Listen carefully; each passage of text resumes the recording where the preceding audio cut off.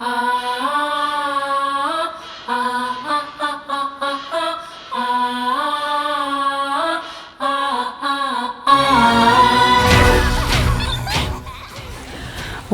back to the Brocarde show. Tonight, in fact, for the whole weekend, I am staying somewhere truly special and truly magical. This is the Peabody Whitehead Mansion.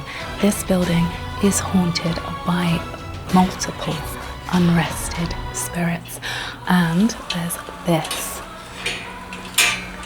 There is a creepy doll seance going on behind this vent, so in case the creepy dolls weren't unsettling enough, there is another hatch full of bones.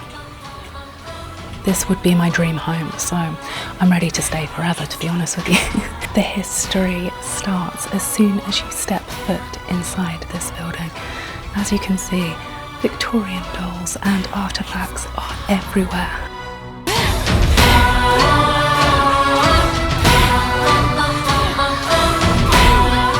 It was a really kind of sadistic, evil scream of pain and wounding, and that kind of just keeps replaying.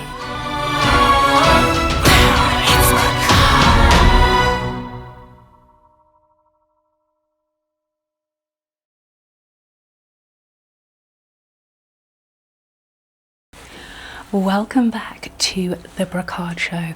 Tonight, in fact, for the whole weekend, I am staying somewhere truly special and truly magical.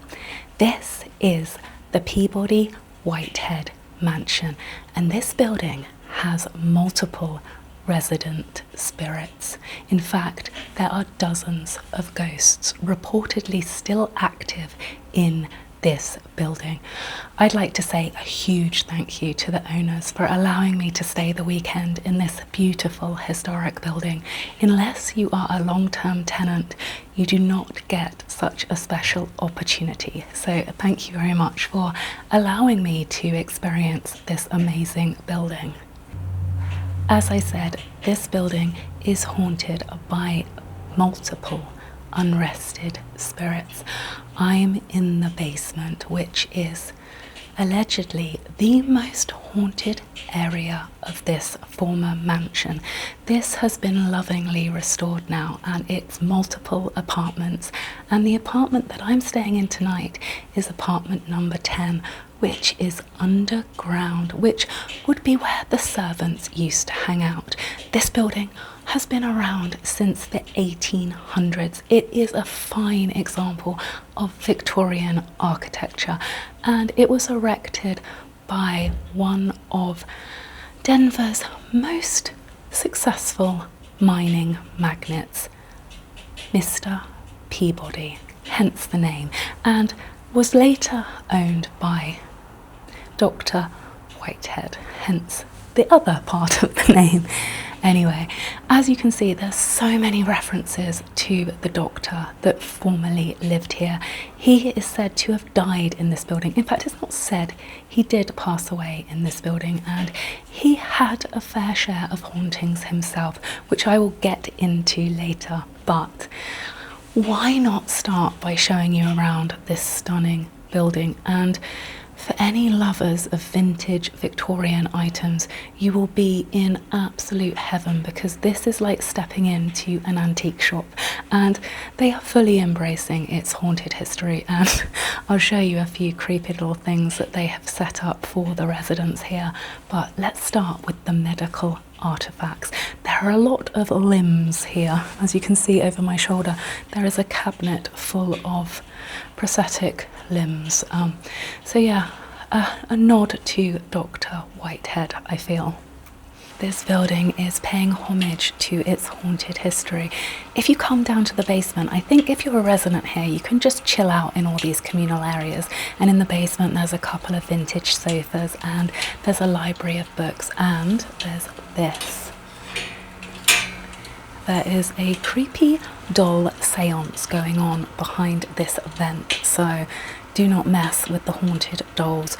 We all know too well what happens with haunted objects. I'm hoping that one of these dolls, or all of these dolls, don't go full on Annabelle at me in the dead of night, because my apartment is just across the street. Or should I say just across, just over there basically, there's no street. I'm already being affected by the strange energy within this quirky building. But let's take a closer look at the creepy dolls.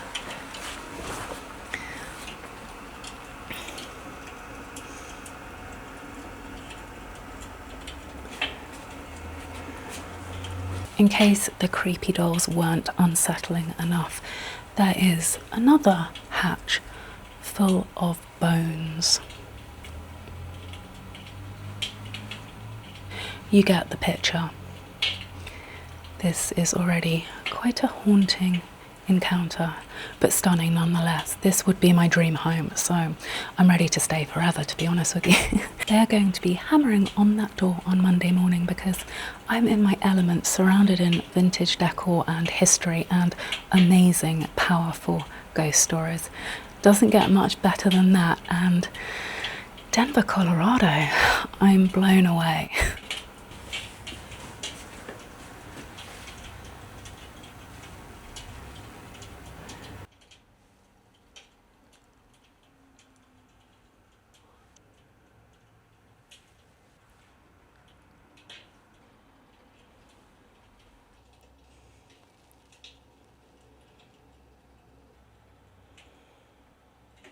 As I said, I'm downstairs underground in the basement of the Peabody Whitehead Mansion, and one of the most notorious and most cited ghosts is that of the former owner, James Peabody, who made a fortune in Colorado silver mining. Apparently, guests and former owners have sensed and experienced his spirit in the library area. He is still said to roam around this area, and he has a distinctive scent.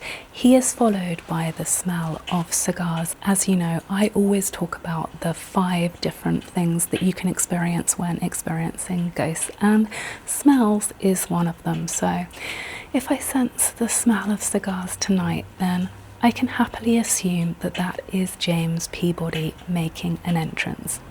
Regardless of the ghost, this library is a library after my own heart. It has the full works of Alan Edgar Poe and the Holy Bible. What an elaborate and perfect mix. The owners here have got it right on every level. I'd be quite happy sitting down on this beautiful sofa reading the works of Alan Edgar Poe, but for now I'm going to continue my real life horror story adventure this evening. I'm going to show you what my apartment's like next, so come with me to look inside apartment number 10.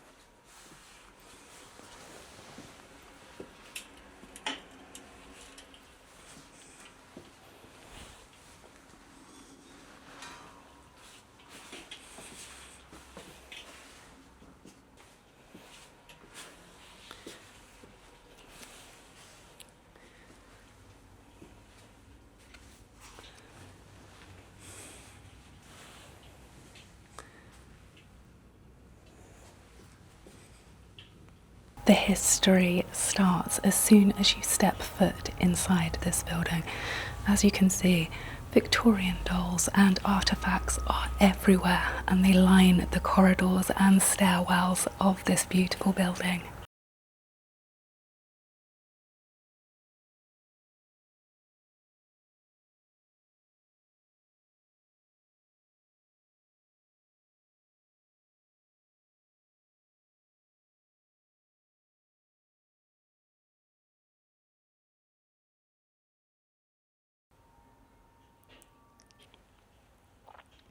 In fact, these are the very edges of the former Victorian staircase. It's been pretty much gutted, and now there is a wrought iron staircase going throughout the building, but they've kept the historical details here on the edges, and you can even see the landing that used to be behind me. So it's a really cool mix of like industrial modern and Victorian era glamour. It's been nicely done. It's pretty cool.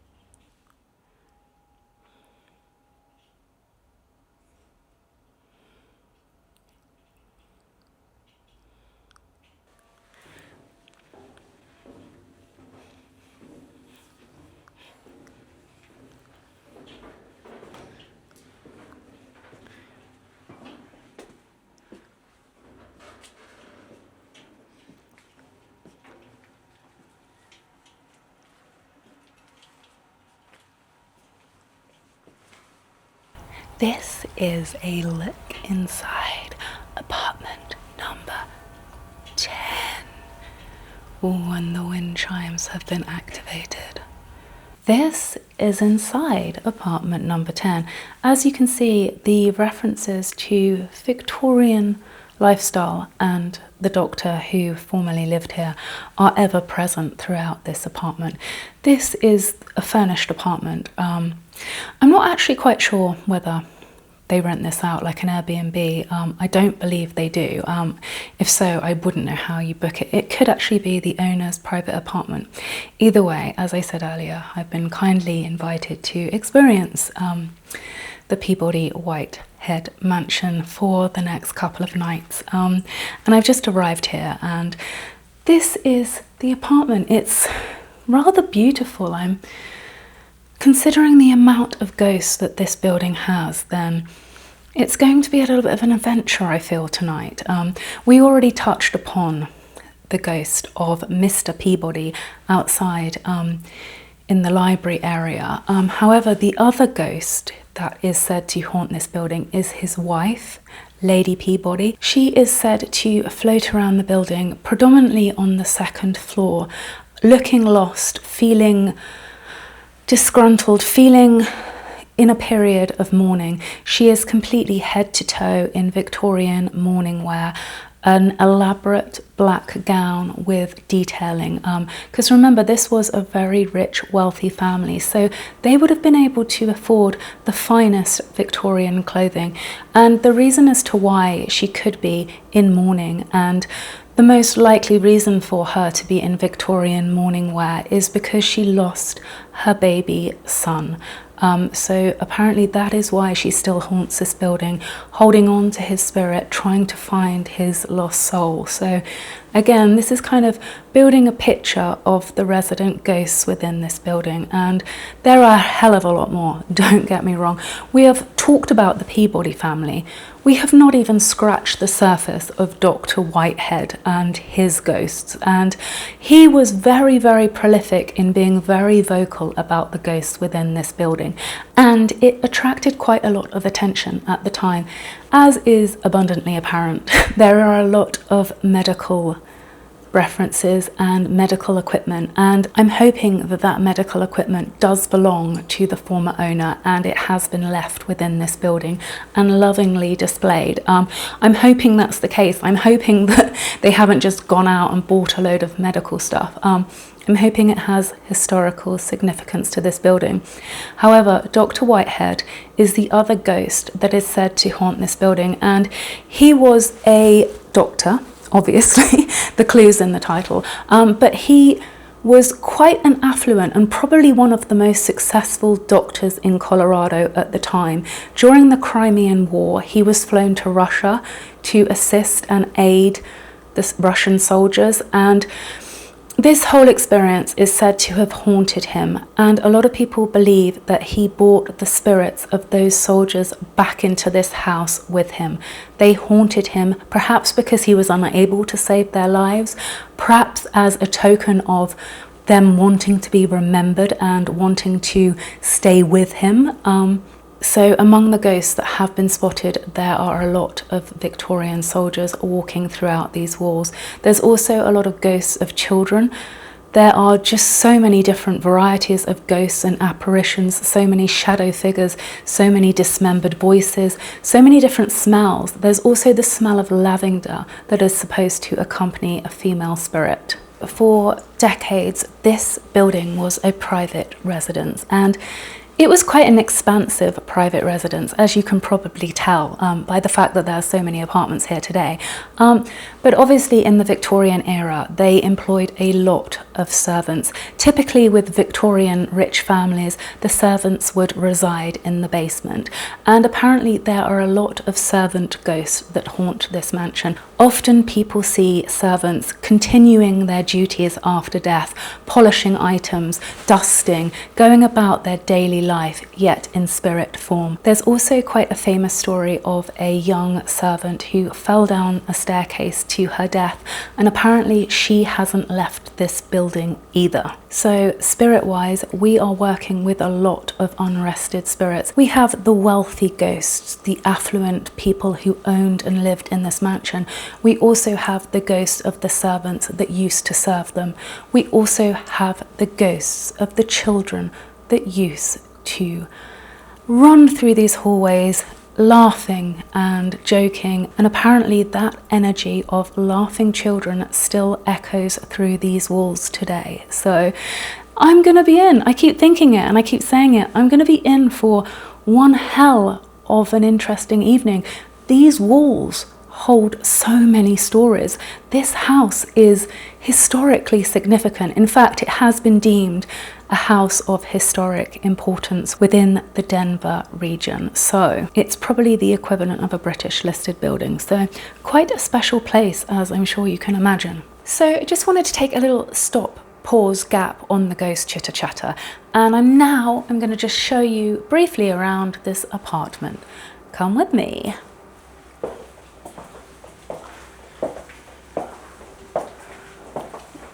The sky is particularly haunting.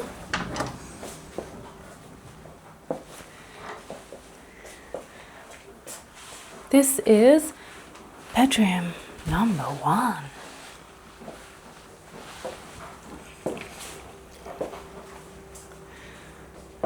And then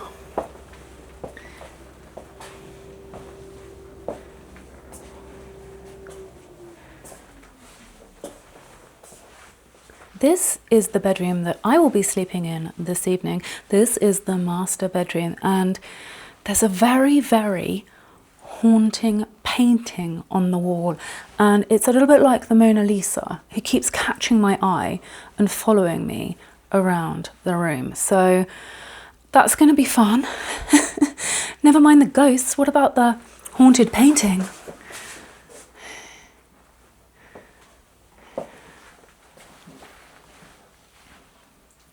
Yeah, completely Mona Lisa vibes. The male Mona Lisa is going to be watching over me as I sleep. I don't know what's worse, a haunted painting or a haunted... This building, you may be able to hear this in the background. This building is very, very noisy.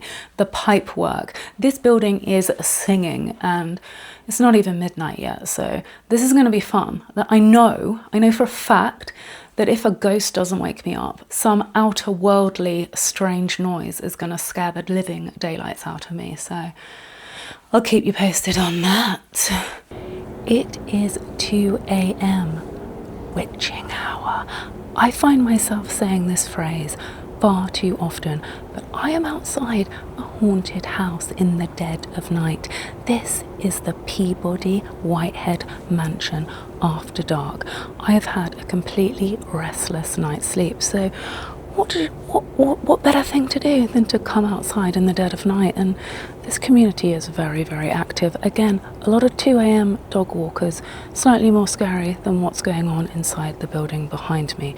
So I'm battling the ghosts outside and the scary dog walkers and people who are on another planet, quite frankly, out here in the street. But this is one of the most affluent streets in Denver, or it was in the Victorian era, so I'm surrounded by beautiful architecture. In fact, this neighborhood does have its own ghost tour. Apparently there are 8 or 9 Victorian houses, all of which are haunted. But luckily for me, I have got to stay the weekend in the most haunted of them all. I'm going to keep you updated on my progress, but you know, why not walk around outside a haunted mansion in the dead of night? It's pretty cool out here. They have this amazing vintage car. And as you can see behind me, you can see every single floor of this mansion in the dark.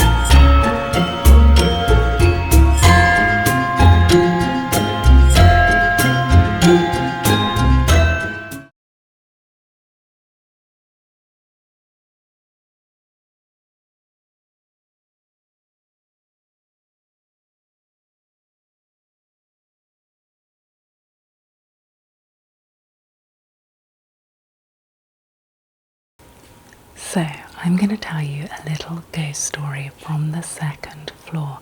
Behind me, you will see a chandelier, the phantom chandelier. This may not be the original chandelier, but there is a very haunting ghost story attached to the chandelier that used to hang in this mansion. Apparently, it was flickering very randomly and sporadically, so the owners called out an electrician to fix it. He discovered that the chandelier was not actually wired into the electrics. It was flickering all on its own, without a power source. Apparently, the ghost of a young boy used to trigger the chandelier with his finger and cause it to flicker randomly.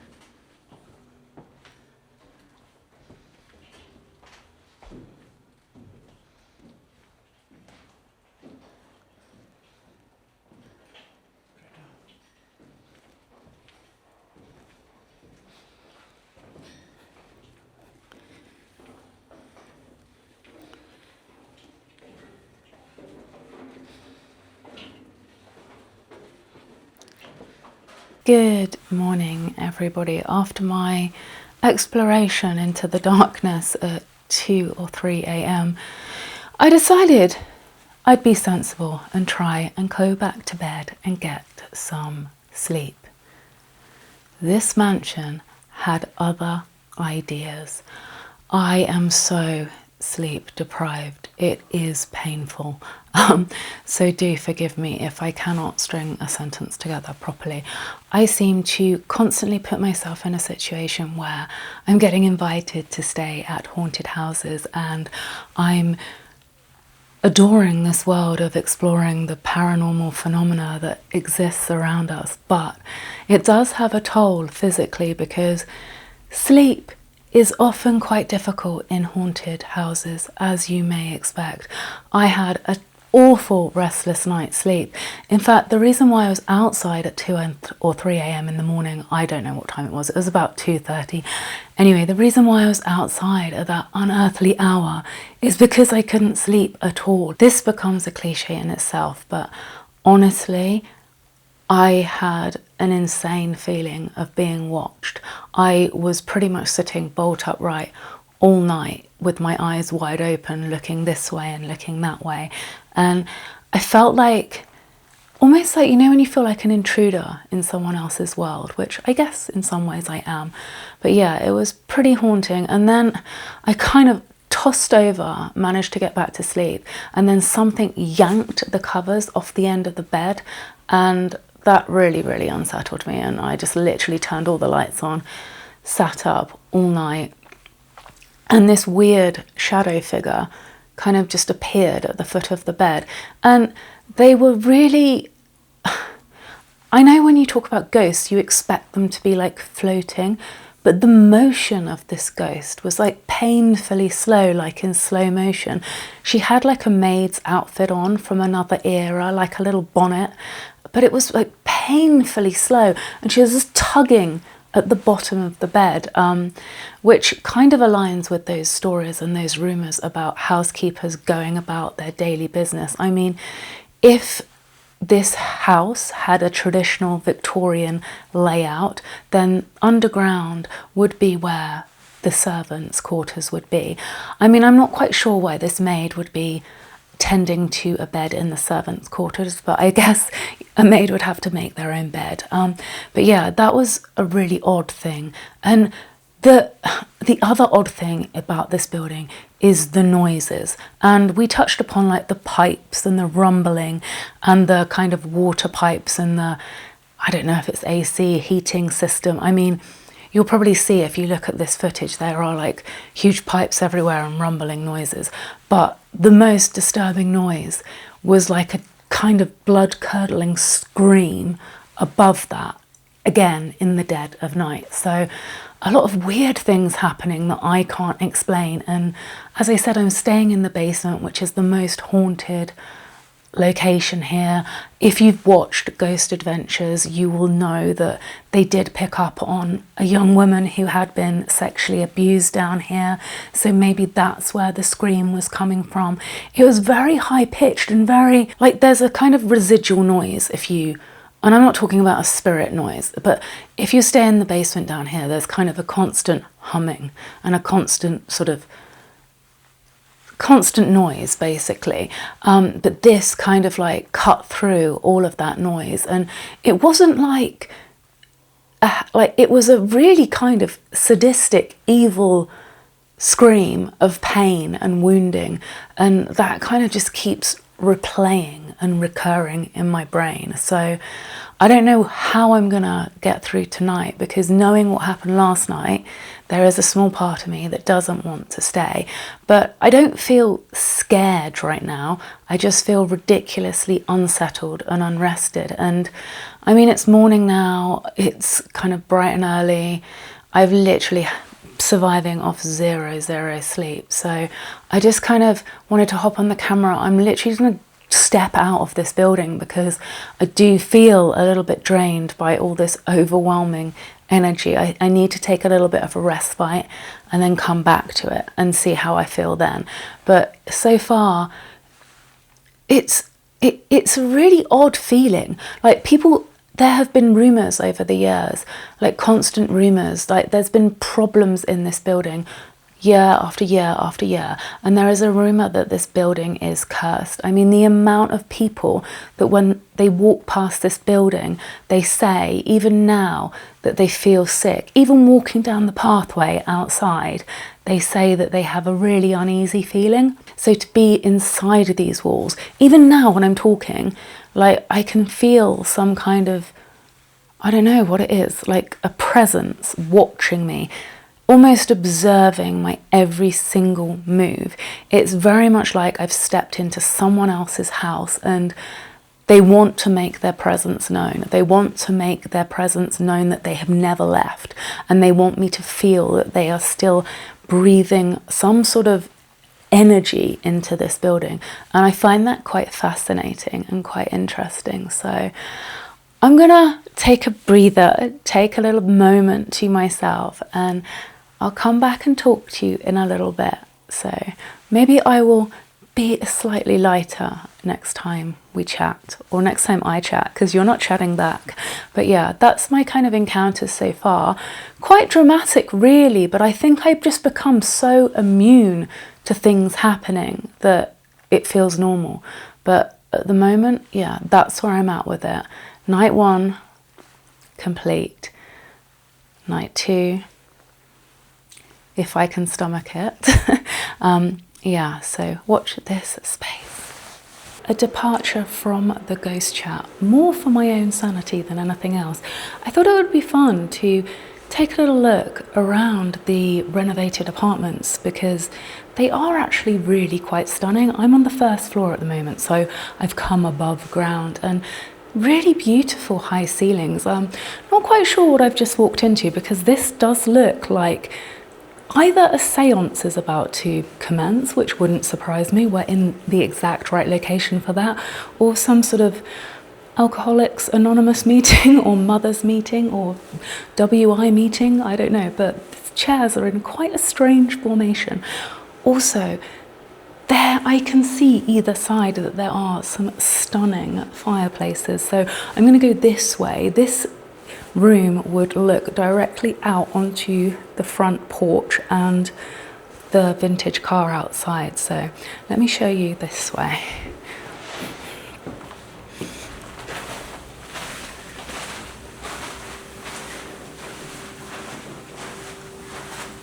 Yeah, this is actually so beautiful. I mean, the mirror, the fireplaces, I don't know if that is all original, but either way, I wouldn't mind looking at that if I was living here. So yeah, it's actually so nicely done.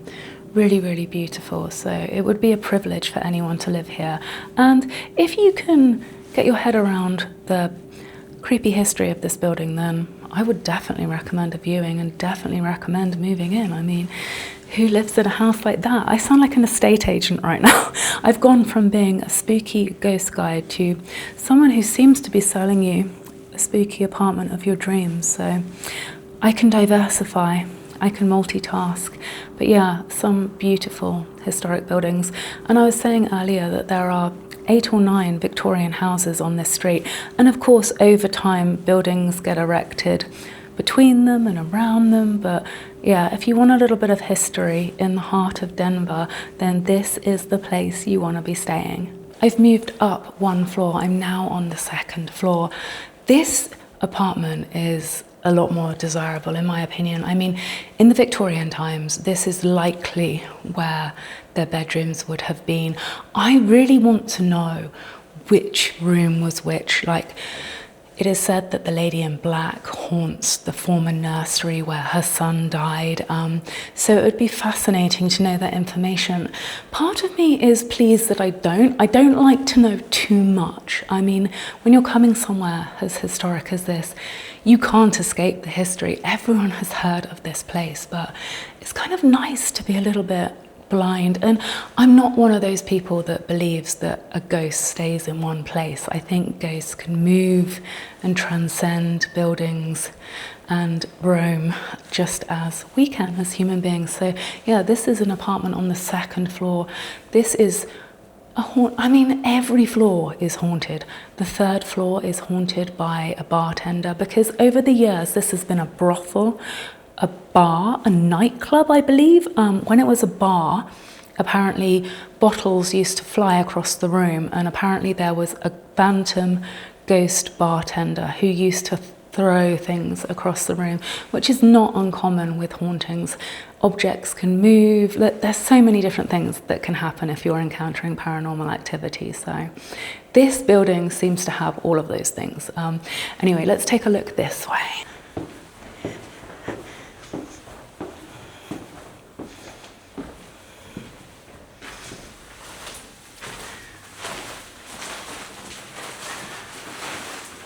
Yeah, I mean, if you moved into this apartment, I'm guessing this would be your bedroom because it's front facing. Excuse the sound underfoot, there is still cellophane on the floors because these apartments are still empty and still unoccupied, hence why I have pretty much a free reign of the building, which is pretty cool. I mean, this isn't going to be like this for long, and I feel so fortunate to be able to experience the building like this, because when all these apartments are occupied, I'm not going to have the luxury of kind of roaming and having a free reign of this building. I mean, when people are living here and properly settled in, the ghost hunting element and the haunted history will probably start to become less spoken because some people just want to live in peace. Anyway, there's one more floor to take you up to, which is the third floor. So let's go and take a look at that. And as with most Victorian homes, as we get higher, the ceilings are getting slightly lower. I mean, on the second floor, they're still pretty high, to be honest. But yeah, I'm guessing by the time we get to the third floor, it will be a lot more compact, but let's go and see. This is floor number 3, pretty much the attic, and you can see by the ceiling that we are literally in the eaves of the building. So again, still pretty cool. I haven't seen an apartment I don't like. But yeah, again, this room here, I think most of these apartments are 2-bedroom. I believe they are, which is quite cool. It gives you a little bit of space to work with. They're quite a nice size actually, and I think this one is quite cool because again it has a smaller window, but it still looks out to the front. So let's go and take a look.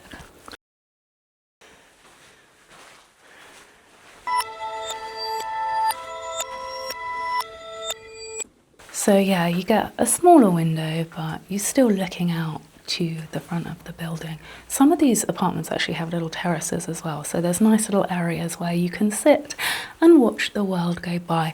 So I haven't taken you in every single apartment, but you get the idea. This gives you a huge sense of what this magnificent building has transformed into. So I'm going to take off my estate agent hat. Hopefully I've managed to sell you the dream, the haunted dream, and I'm going to go back to creepy, gothic Brocarde. Sadly, my time at the Peabody Whitehead Mansion has come to a close. Last night was a lot less active than the first night, and I actually managed to get some sleep. The one thing that was keeping me awake last night is that when I was talking to you guys earlier, I think I said that this mansion was built for James Peabody. It was in fact built for Dr. Whitehead, so if I did get that fact completely wrong, then please do forgive me. I'm having to soak in a hell of a lot of information and of course being totally distracted by the ghosts in this building, so forgive me if I did make that error. I don't know until I watch it back. It's kind of bugging me and playing on my mind. So now that we've cleared that up, yes, last night was pretty peaceful actually. In fact, the one thing that did keep me unsettled was there was a ghost tour coming through this building last night, or there was a group of ghost hunters or something that were very noisy, and I always feel like they scared the spirits away because the first night it was so active and so authentic and so genuine, and perhaps that kind of noise and those people actively seeking ghosts and kind of treating it like a bit of a tourist attraction, maybe that has kind of made the spirits recoil into the walls of this beautiful historic building. I think sometimes that can happen. I think sometimes spirits like to appear unannounced and fleet away into the night. And when you're looking for spirits, obviously, they don't necessarily connect. So an interesting observation, but yeah, last night was very, very different. It didn't feel eerie at all last night, which is a complete contrast to my first night here. So it just goes to show how things can switch on a dime. Anyway, I'm going to leave this here because I think you've seen more than enough of the Peabody Whitehead Mansion. I hope that I've done this wonderful building justice. There's so many things to report on, not just the ghosts. So I've enjoyed my time here, and thanks once again for the owners for kindly letting me stay this weekend, and they have done an amazing job with this building. So hopefully it will be filled with life again very soon. I'm off to another haunted hotel tonight. I feel like at the moment I am on one crazy ghost adventure across the USA, and I hope you're enjoying coming on this crazy little journey with me. I mean, we are going through the paranormal genres. We are tackling aliens, we're tackling skinwalkers, we're tackling ghosts on a whole new level. And you may be able to hear the doll seance is still continuing. They are still around the campfire behind me. That's what that crackling noise is, if that's coming through the speakers. So thank you for watching. I feel like I cannot stop talking, even though I have to.